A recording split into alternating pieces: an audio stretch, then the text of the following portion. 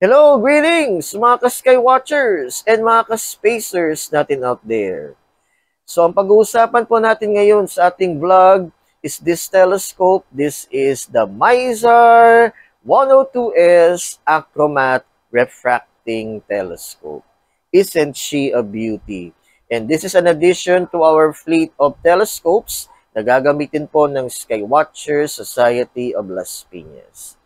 So, bago po tayo magpatuloy sa ating video ngayong araw na to, let's watch this fantastic intro.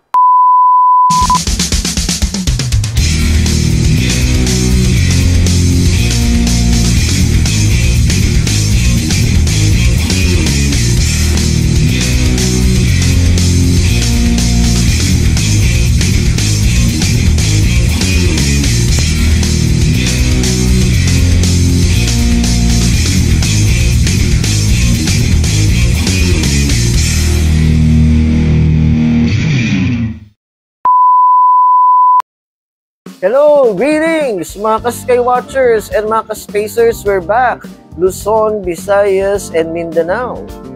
And sa lahat po ng ating mga ka-Skywatchers and mga ka-Spacers na nakatutok po ngayon sa ating vlog, worldwide and netwide, magandang araw po sa inyong lahat. Again, this is your ka-Skywatcher and ka-Spacer, Sir Jun Cahigal. And welcome again to another of our ka-Spacers vlog. It's been a while na nakapag-vlog po ako ulit. So marami pong salamat sa inyong pagtutok, and for today's video, ito pong ating pag-uusapan. This is a MISAR 102S Achromat Refracting Telescope. A refracting telescope uses lenses to collect the light and produces the magnified image of the distant object. Ayan, and napaka-rare po nitong telescope nito at nakita ko lang po ito sa isang Japan surplus shop. Now, what is an achromatic type of telescope? So, an achromat or an achromatic telescope uses a system of lenses. Usually, you have a positive lens, a double convex lens, that is cemented to a double concave lens or negative lens. Ang purpose nito is to minimize, if not eliminate, chromatic aberration or color fringes na napo-form usually sa mga refractors. Kasi yun po ang sakit ng refractors. Refractors, they suffer from chromatic aberration or yung tinatawag po natin na prism effect.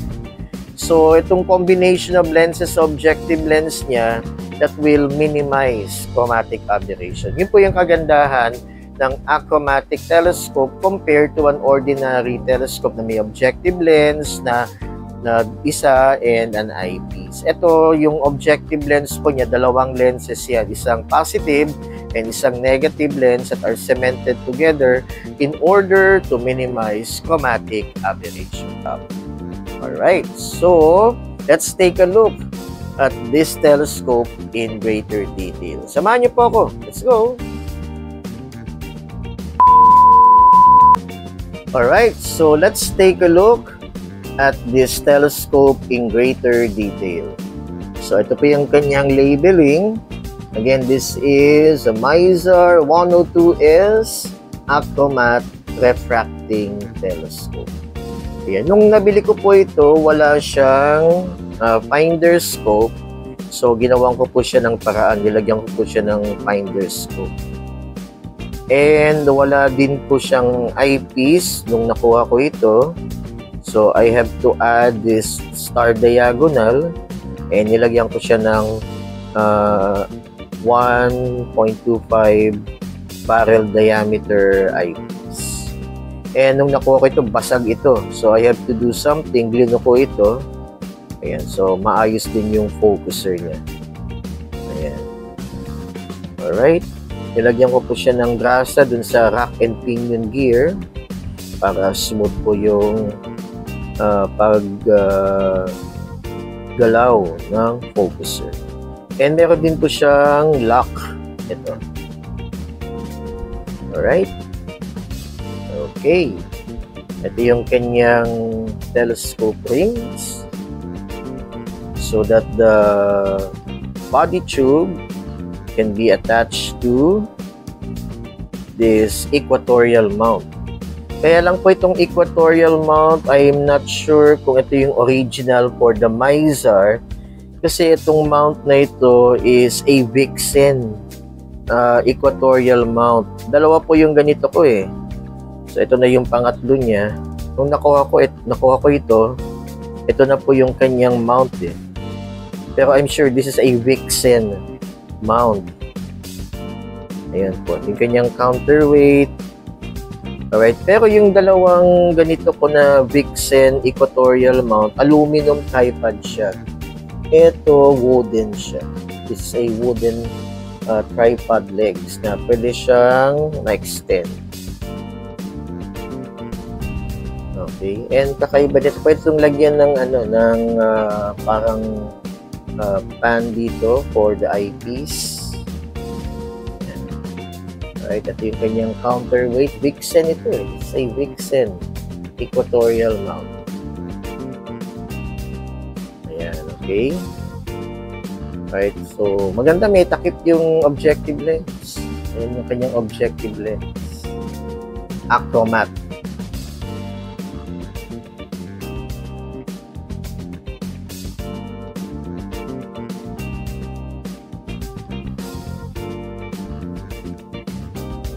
Yung polar scope niya. Ganda pa rin.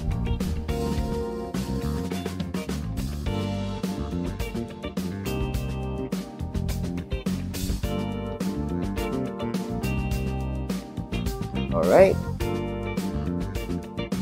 That's my Mizar 102S Acromat refracting telescope.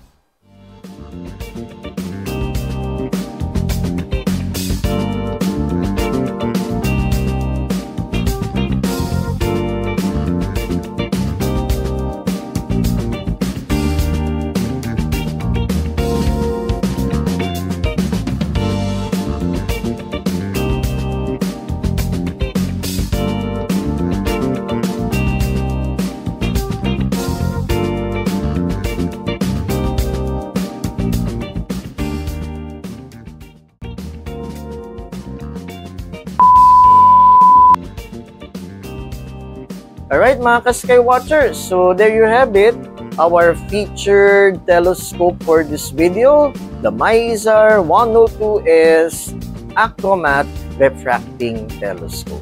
Yan, sana marami kayong natutunan sa ating featured telescope ngayong araw na to. And again, this is an addition to our fleet of telescopes na gagamitin po namin for our astronomy outreach sa Skywatcher Society of Las Piñas. Yan po. So, mahalaga po yung aming ginagawa to promote astronomy and the sciences to the general public. Kaya ginagawa po namin itong astronomy outreach, free public telescope viewing sa mga malls and other public places. So, please support us. Follow us on our Facebook page, the Skywatcher Society of Las Piñas. And also follow me on my YouTube channel, The Science Guy, Professor June Cahigal. Please click on that notification bell so that you will be updated on our future videos. Ayan. So hanggang dito na lang po tayo, and see you in our next telescope vlog, and follow us on our Facebook page. Maraming pong salamat, live long and prosper, and don't forget to always keep your space and always keep looking up. So long for now. Bye-bye mga ka-Sky Watchers!